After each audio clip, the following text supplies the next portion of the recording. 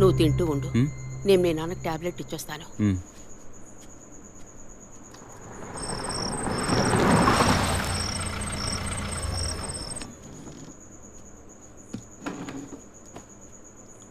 రారా, నువ్వు లేటా? వదిన కేసు విషయం మాట్లాడరావడం వల్ల కొంచెం లేట్ అయింది.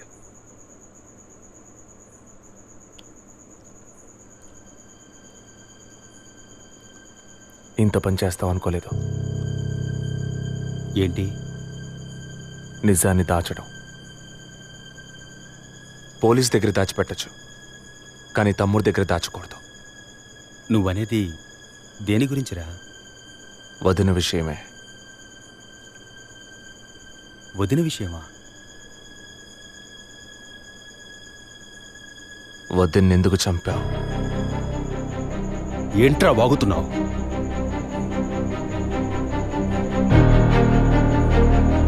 నిజంగా వదిన కడుపులో ఉన్నది నీ బిడ్డేనా? ఏం కూర్చావరా? మీ వదిన గురించి ఎంత మాట అన్నావురా? చేతిరా, నిజం చెప్పరా. పోలీసు అని ఏమైనా మాట్లాడతావా? నిజాన్ని నువ్వెందుకు దాచావు? దాచడం తప్పని నీకు తెలీదా? నేనేం దాచాను? చెప్పరా, నేనేం దాచాను? నువ్వేదో దాచిపెట్టావు, చెప్పరా.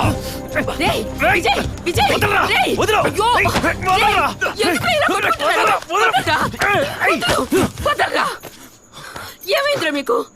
ఏం పని రా ఇది? అమ్మా, వదిన విషయంలో వీడేదో దాస్తున్నాడు, చెప్పమను. రేయ్, పిచ్చి పట్టిందా నీకు? నేనేం దాచిపెట్టలేదురా. రేయ్, తను చనిపోయిందని బాధపడాల్సింది పోయి మీరు లేదు, కొట్టుకుంటారేంట్రా? వదిన తనంతా తను చావలేదు. మీరందరూ కలిసే తను చంపారు. ఏమిట్రా నువ్వు అనేది? అవును, మరి నువ్వు వీడికి పెళ్ళైన రోజు నుంచి ఎన్నిసార్లు పిల్లలని వదిన మనసుని బాధ పెట్టావు? ఎన్నిసార్లు నా ఎదురే వదిని గుచ్చి అడిగావు? ఎవరింటికి వచ్చినా వాళ్ళ ముందే ఏదైనా విశేషమా అని అడగడం. ఎవరింటికైనా పోతే ఏం విశేషం లేదు అంటాం. ఎవరో ఒక డాక్టర్, ఏదో ఒక హాస్పిటల్, నీకు కావాల్సిందల్లా ఎలాగైనా వదినకు ఒక బిడ్డ పుట్టాలి, అంతేగా? అదేగా నీకు కావాల్సిందే. ఎన్నిసార్లు వదిన అడుగుంటావు? ఒక్కసారైనా నీ కొడుకుని అడిగావా?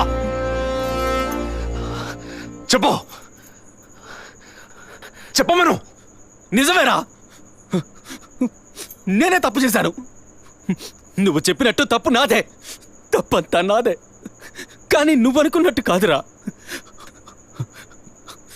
నీకు బాగా తెలుసు ఎన్ని హాస్పిటల్స్, ఎంతమంది డాక్టర్లు, ఎన్ని గుళ్ళ చుట్టూ నేను మీ వదిన తిరిగాం.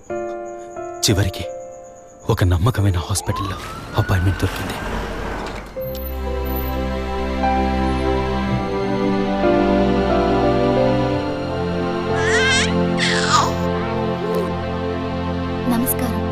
ఫస్ట్ టైం మా హాస్పిటల్కి వచ్చారు కదా?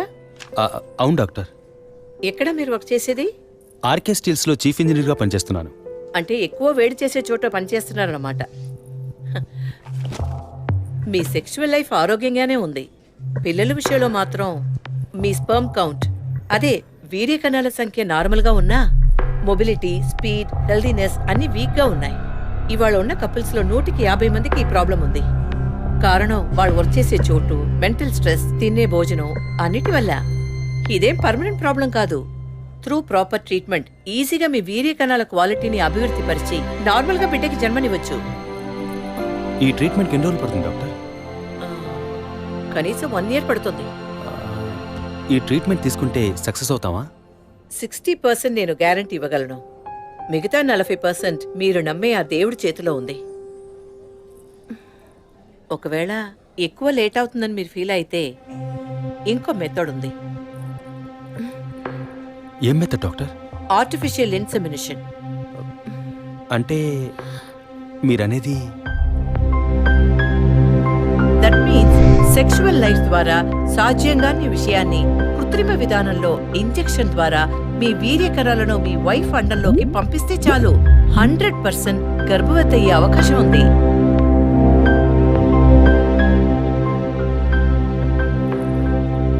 ఇందులో ఆలోచించడానికి ఏముంది? ఈ ప్రపంచంలో భర్త ద్వారా ఓ బిడ్డకి జన్మలివ్వలేని అమ్మాయిలు ఇంకొకరి వీర్యకణాల ద్వారా ఈజీగా పిల్లల్ని కంటున్నారు. మంచి అవకాశం ఉంది. పైగా మీ హస్బెండ్ది. ఆలోచించేదేముంది? తొలి రాగం చెరిపేను ఎదగెదూరం కను పాప దాటి వచ్చే కలయిదా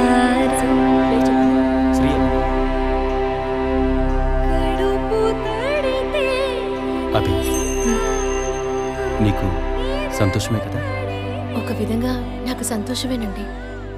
అత్తయ్య మావయ్య ఎలా అర్థం చేసుకుంటారో ఏమో. వాళ్ళెందుకు అపార్థం చేసుకుంటారు? వాళ్ళతో నేను మాట్లాడతాను. వద్దండి, ఈ విషయం ఎవరికీ చెప్పొద్దు. అత్తయ్య మావయ్యలు కూడా చెప్పొద్దు. విజయ్కి కూడా తెలియకూడదు, ప్లీజ్. ఓకే, డోంట్ వరీ, నేనెవ్వరికీ చెప్పను. 2 నెలల ప్రాపర్ ఫాలో అప్ తర్వాత ట్రీట్మెంట్ తీసుకున్నాం. మేము ఇన్నేళ్ళు వెయిట్ చేసినందుకు ఒక అర్థం పరమార్థం దక్కిందనుకున్నాం. అప్పుడు మేమెంత ఆనందించామో నీకు తెలుసు. కానీ నువ్వు చెప్తున్నట్లు అత్తయ్య మావయ్యని 50 లక్షలు నేను అడగలేదు, అంత పెద్ద అమౌంట్ని హాస్పిటల్ వాళ్ళు అడగలేదు. మేడం, ఒకే ఒక selfie madam, please.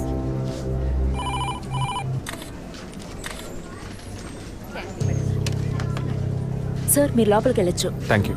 Please be seated.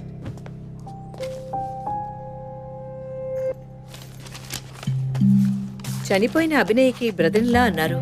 Really it's pity about that girl. Suicide చేసుకోవాల్సిన అవసరం ఏమొచ్చింది తనకి? ఇంకో 5 months లో పండంటి బిడ్డ చేతిలో ఉండేది. ఆర్టిఫిషియల్ ఇన్సెమినేషన్ మూలంగా పిల్లల్ని కనడం నిజంగా సేఫ్ అంటారా డాక్టర్? అంత మాట అన్నారేంటి? ఇక్కడ రిస్క్ అనే మాటకి చోట్లేదు. మీ వదిన చనిపోయిందని మీరు ఇలా మాట్లాడడం చైల్డిష్ గా ఉంది. మా వదిన మాత్రమే కాదు, ఆర్టిఫిషియల్ ఇన్సెమినేషన్ చేసుకున్న ఇంకో 3 చనిపోయారు. ఇది చైల్డిష్ గా ఉంది కదా? ఎక్స్క్యూజ్ మీ, మీ వదిన గురించి అడిగారు, చెప్పాను. ఎందుకు అనవసరంగా వేరే వాళ్ళ గురించి అడుగుతారు? పోలీస్ అంటే అడిగి తీరాలి.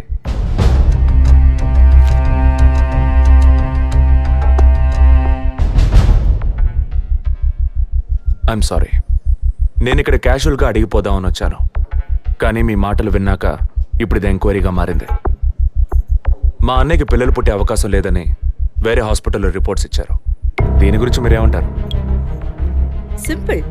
హెడేక్ అని డాక్టర్ దగ్గరికి పోతే ఒకరు ఆర్డినరీ హెడేక్ అంటారు, ఇంకొకరు డీహైడ్రేషన్ అంటారు, ఇంకొకరేమో ఎంఆర్ఐ తీసి చూద్దాం అంటారు. కానీ ఎవరు కరెక్ట్ గా డయాగ్నోస్ చేసి ట్రీట్మెంట్ ఇస్తారనేదే ముఖ్యం. సర్లేండి, డాక్టర్లు కూడా సాధారణ తలనొప్పిని బ్రెయిన్ ట్యూమర్ అని చెప్పి బిల్లు పెంచేస్తున్నారు కదా. మాట వరుస కన్నా. ఎందుకు ఈ డౌట్? బయట మీరు చూసారే, టీవీ సెలబ్రిటీస్ మదన్ కౌసల్య వాళ్ళు కూడా ఇష్టమయ్యి ఆర్టిఫిషియల్ ఇన్సెమినేషన్ చేయించుకున్న వాళ్లే. ఆ రికార్డ్స్ అని కూడా మేము సీక్రెట్ గా మెయింటైన్ చేస్తున్నాం. సీక్రెట్ గా బిల్డ్ చేసిన వాళ్ళు సెల్ఫీ తీసుకుని ఫేస్బుక్ లో పెట్టినట్టు సీక్రెట్ బాగా మెయింటైన్ చేస్తున్నారు. Keep it up.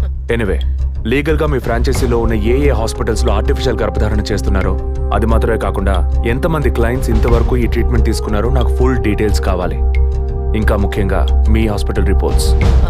అవి ఇండియన్ మెడికల్ అసోసియేషన్ లో దొరుకుతాయి. But you need legal permission for that. అంత త్వరగా మీకు అందవు.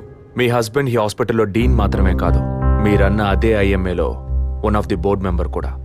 సో మీకు వీలవుతుంది. Manual and all the system reports ఒక్కటి కూడా మిస్ అవ్వకూడదు. షూర్, 2 days లో వచ్చి తీసుకోండి. సారీ మ్యామ్, ఇంకో 2 hours లో కావాలి.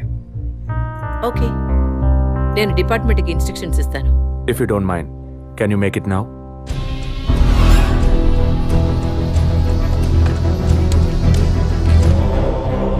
మన హాస్పిటల్లో ఏ ట్రీట్మెంట్ చేయించుకున్నా all patients full details send me immediately. Thank you doctor.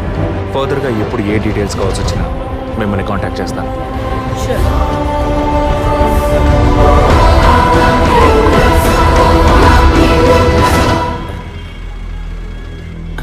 Balu saloon sir. Shaving trimming sir?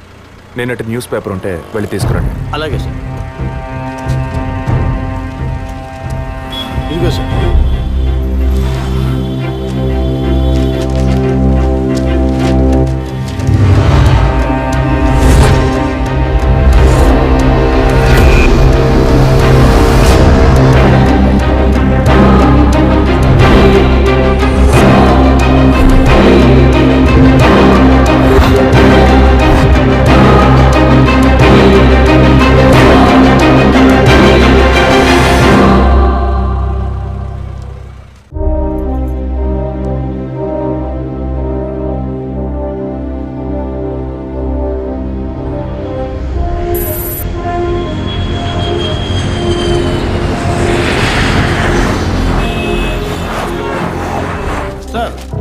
వరం హాస్పిటల్లో ఆర్టిఫిషియల్ ఇన్సెమినేషన్ ద్వారా గర్భవతులైన అందరినీ విచారించాం సార్.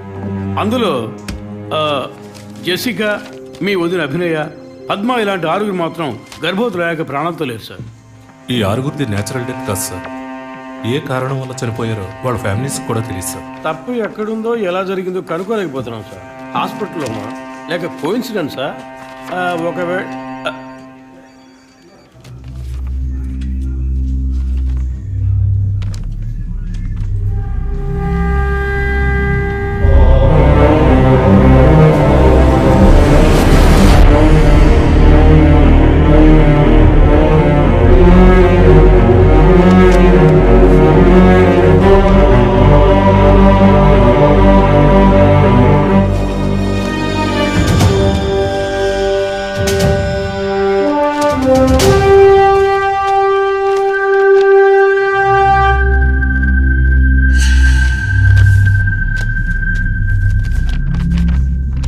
ఏంటి సార్?